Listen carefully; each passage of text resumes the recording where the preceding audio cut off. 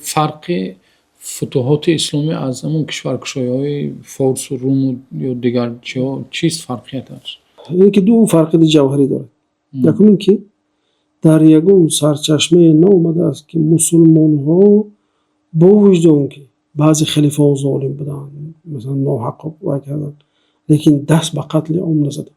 دست به قتل عام به معنی قتل زن و کودک و پیر و جوان یا مثلا دیه ها رو از تور و پودش نیست کرده یا شهرها رو تماما ساختن و کردن. یعنی که در یگون قید نشده است. مثلا اما زمان عبیدالله بن زیاد هم میگه تا زمان مأمون و معتصم عباسیه 10 مراتب شورش دیگه است. دیگه بور ندیدیم که رفته مثلا شهر و دیه ها رو به شکلی عام قتل میکنه. عادتا همون نظامی که شمشیر داشتن هم نور میکشتن، مردم عادی کار دارن. اینه که یکی از فرق‌های جوهریش میاد. به جز منطقه شومان و چیزی که در بالا در حلقه گذشته ذکر بودم است. مردم بومی در سرزمین خود موندن که در چیزی که فتح میشه نفی نمیشتن. مثلا آمریکا ببینید، آمریکا مردم دوم 200 سال 1% اهالی تشکیل نمیداد. مردم بومی 1% نیست. اروپایی ها مردم بومی خیر کردن که طور پودش، یا مثلا استرالیا هم به همین شکل مثلا نابود کردن. خب لیکن تا حال مردم ورارود اکثریت مطلق اند، بگون کم کم جاهای جزیره از عرب ها دیده میشد در منطقه جنوبی تاجیکستان و ازبکستان، در منطقه قبادیان و ترمیز مثلا کم کم در اون قشقدری و سرخندریا هست، اونجا موندگی هم بازه که دیگه اونو با مردم اومختش دیگه رفته دیگه عربیتی خودشون هم یاد ندارد شده. باز ببینید دوستان، یک مثلا اون چیزی که تعلق داره به تاجیکی مثلا ببینیم توقی خودمون تو رو داره، جامعه خودمون داره، مثلا لباسای خودمون داره.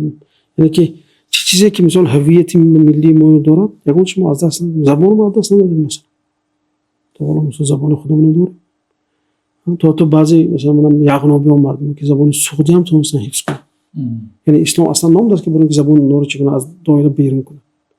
برعکس چی غناوت بخش زبان ما رو مثلا وقتی با عربی آمیخته شده مثلا کلمه از جهت اعتقادی هم دوستان در زمان خود عباسی‌ها و در زمان سامانی‌ها هم بعضی وزیرایی بودن که مانوی زردشتی و مثلا نصرانی و یهودی و یعنی که اونها رو به اصطلاح چی نکردن، از میدان زندگی بیرون نکردن، یعنی به حاشیه نراندن بلکه تو وزارت‌های بردن.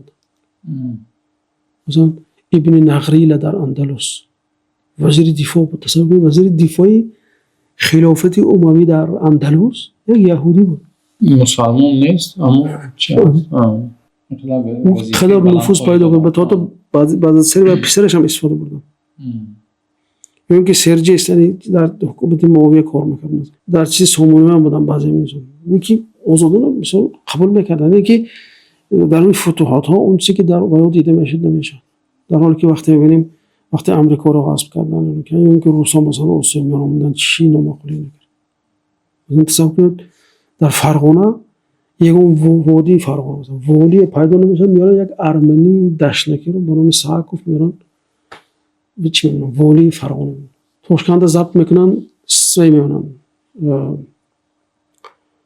کاوفمان مثلا میگن کاوفمان وادی چی میشه، یعنی که به مردم محلی تماما چی نداشت، احترام نداشتن.